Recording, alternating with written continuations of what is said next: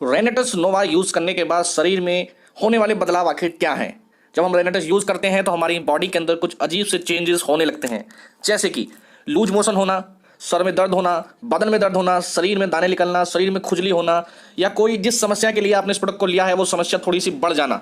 ये सारे चेंजेस जो अचानक से हमें बॉडी में देखने को लिए मिलते हैं, आखिर है क्या, इनको हम नहीं समझ पा रहे हैं। आज इन सभी को समझने के लिए, जानने के लिए आज इस वीडियो में लास्ट तक आप बने रहिए। आपके सभी सवालों का जवाब इस वीडियो में आपको मिलने वाला है। रेनेटस वेलनेस प्राइवेट लिमिटेड की इस वीडियो में आप सभी का हार्दिक स्वागत है। दोस्तों, सबसे पहले हमें ये समझना है कि जब रेनेटस नोवा हम खा रहे हैं तो एक प्रकार का ये आयुर्वेदिक प्रोडक्ट है, प्राकृतिक प्रोडक्ट है। और जब प्रकृति अपना काम करती है तो उसका काम करने का तरीका जो होता है वो नेचुरल तरीका होता है। और नेचुरल तरीका क्या है? सबसे पहले ये प्रोडक्ट आपके बॉडी में एंट्री करने के बाद आपकी क्लींजिंग पे काम करता है, आपकी सफाई के ऊपर काम करता है। ये सफाई होती कैसे, हम इसको एक बार समझ लेंगे तो होने वाले चेंजेस हमें ऑटोमेटिकली समझ में आने वाले हैं। तो क्या है वो चेंजेस? तो देखिए, सबसे पहले समझिए कि आपकी बॉडी के अंदर आपका एक पार्ट जो सबसे ज्यादा महत्वपूर्ण है वो है आपकी स्मॉल इंटेस्टाइन। ये जो फिगर मैं आपके सामने दिखा रहा हूं, इसमें देखिए यहाँ जो एरो आपको दिख रहा है ये हमारा पेट है, जहां पर जैसे आप फूड पाइप के द्वारा आपका खाना पहुंचता है, यहां पर इस वाले पोर्शन में खाने में कुछ एक्स्ट्रा पाचक रस मिल जाते हैं जो खाने को छोटे छोटे टुकड़ों में तोड़ने का काम करते हैं। एक प्रकार का यहाँ पर आपके खाने का ग्राइंडर होता है, जूस बनता है, और वो सारा का सारा जूस जो है आपकी नेक्स्ट प्रोसेस में जाता है। वो नेक्स्ट प्रोसेस क्या है? आपका स्मॉल इंटेस्टाइन। ये जो आप देख रहे हैं येलो एरो जो आपको दिख रहा है, ये आपकी स्मॉल इंटेस्टाइन है। और पूरी बॉडी के अंदर सबसे महत्वपूर्ण काम है इस स्मॉल इंटेस्टाइन का। क्यों? क्योंकि ये आपकी बॉडी में काम करती है, आपके खाने से महत्वपूर्ण तत्वों को सोख कर सक कर लेती है और ब्लड के रास्ते अलग अलग ऑर्गन्स तक ये जो न्यूट्रिएंट है और ऑक्सीजन पहुंचाने का काम आपका ब्लड करता है। मैं आगे समझाऊंगा। नेक्स्ट हमारा जो बचा हुआ मटेरियल है, वेस्ट मटेरियल जो है वो लार्ज इंटेस्टाइन या रेड एरो में जो आपको दिख रहा है, इसके द्वारा आपके शरीर से बाहर निकल जाता है। अभी हम स्मॉल इंटेस्टाइन को जरा और डीपली समझते हैं। देखिए, अंदर से देखने में इस टाइप की होती है। जो आप देखेंगे इस आपकी स्मॉल इंटेस्टाइन जो होती है आपके लंबाई की लगभग 4.5 गुना ये लंबाई में होती है और इसके अंदर ही पूरा खाना जाता है।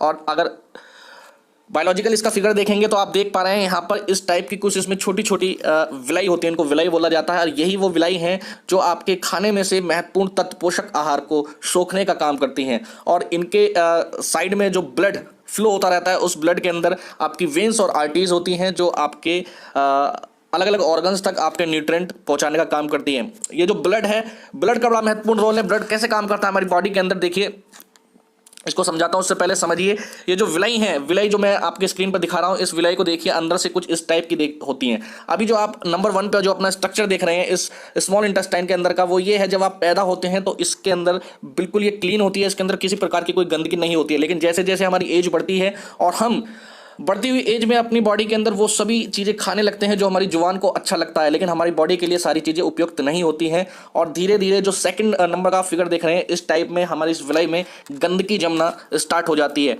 और ये गंदगी पूरी तरीके से सोच के रास्ते बाहर नहीं आ पाती है और ये इसके अंदर अटक के रह जाती है।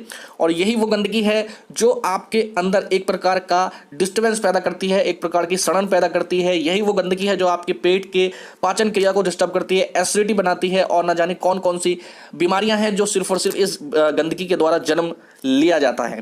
थर्ड फेज में आप देख रहे हैं यहाँ पर, जैसे ही आप इस प्रोडक्ट को खाना स्टार्ट करेंगे तो थर्ड फेज में हमारा ये प्रोडक्ट सबसे पहले इस गंदगी को निकालने का काम करते हैं।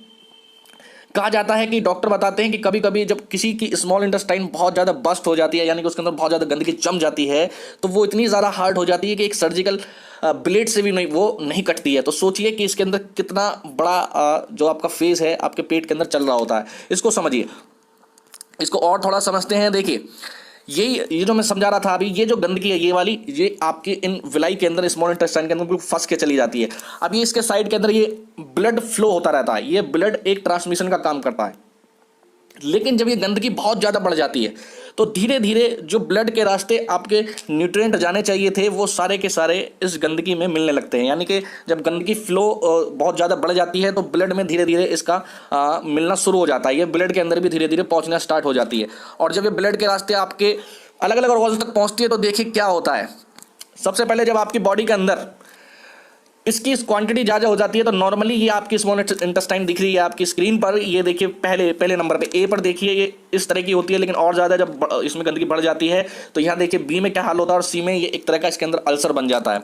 अब देखिए हमारा जो ब्लड है वो एक तरह का बस ट्रांसमिशन की तरह काम करता है। जैसे एक बस है, अलग अलग स्टेशन से सवारियों को उठाती है और अलग अलग डेस्टिनेशन पर उन सवारियों को छोड़ती हुई चली जाती है। इसी तरीके से हमारी बॉडी के अंदर हमारा जो ब्लड है, ये दो चीज़ें हमारी बॉडी में ट्रांसमिशन करने का काम करता है। वो क्या है?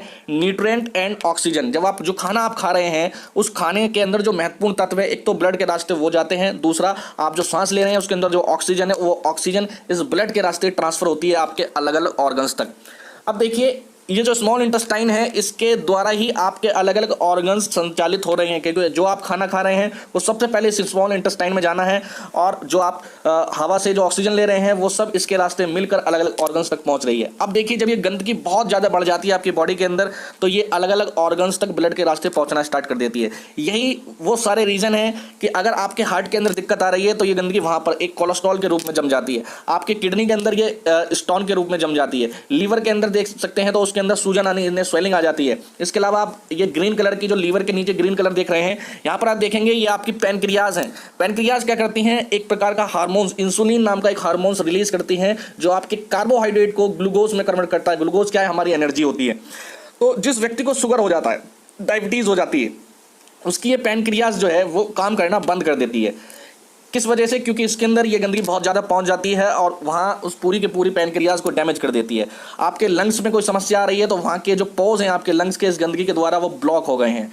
इस तरीके से आपके माइंड में अगर कोई प्रॉब्लम आ रही है तो गंदगी वहाँ तक भी पहुँची है। तो यानी ये गंदगी है क्या? ये सारी की सारी चीज़ें आपकी टॉक्सिन है, जो हम डेली बेस पर खाना खा रहे हैं, जो हमारी बॉडी के अंदर पॉल्यूशन जा रहा है, या ऐसी कुछ अनवांटेड हम चीज़ें खा रहे हैं जो हमारी बॉडी के लिए उपयुक्त नहीं है, वो सब ब्लड के रास्ते आपके फ्लो होने लगती है अलग अलग ऑर्गन्स तक, और वो सारी की सारी आपके सारे शरीर को ये अपने कंट्रोल में ले लेती है। और ये क्या है? एक प्रकार के बैड बैक्टीरियाज हैं जो जन्म लेने लगते हैं, पनपने लगते हैं, और जब इनकी संख्या एक पर्टिकुलर जगह पर बहुत ज़्यादा हो जाती है तो ये उस पूरे एरिया को डैमेज करना स्टार्ट कर देते हैं, तेज़ी से डैमेज करते हैं, और वही एक कैंसर का रूप भी ले लेता है।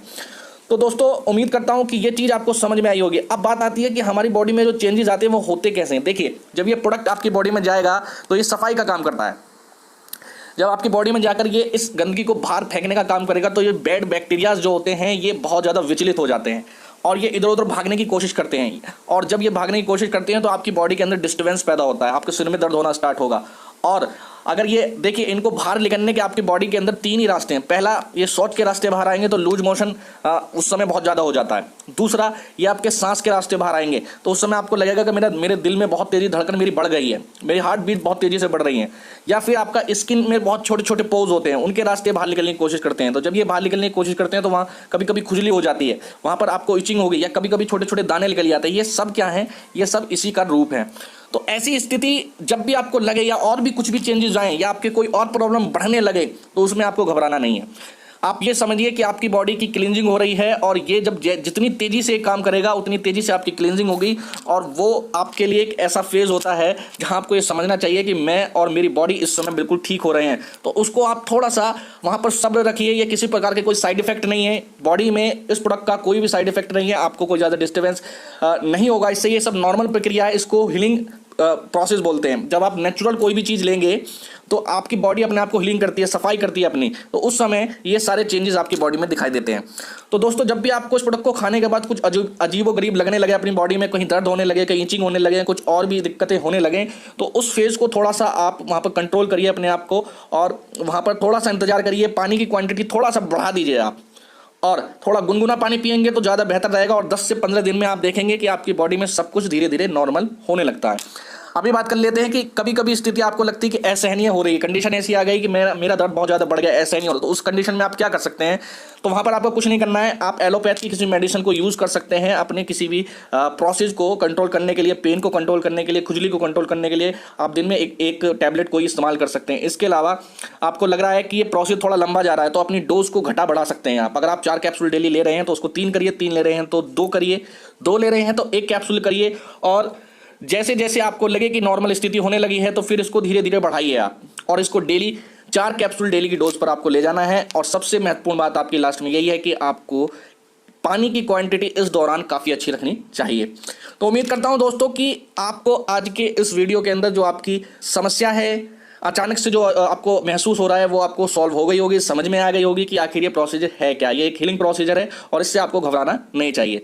तो उम्मीद करता हूँ आपको ये वीडियो बहुत बहुत पसंद आई है। आपका बहुत बहुत प्यार मुझे मिल रहा है, इसके लिए आपका बहुत बहुत धन्यवाद। और आप हमारे साथ अगर ज्वाइन करना चाहते हैं उस बिजनेस में, तो आप हमारे ग्रुप टीम फ्लेक्स से कनेक्ट हो सकते हैं। और प्रोडक्ट की जानकारी लेने के लिए, प्लान की जानकारी लेने के लिए आप और भी वीडियो देख सकते हैं। थैंक यू, धन्यवाद।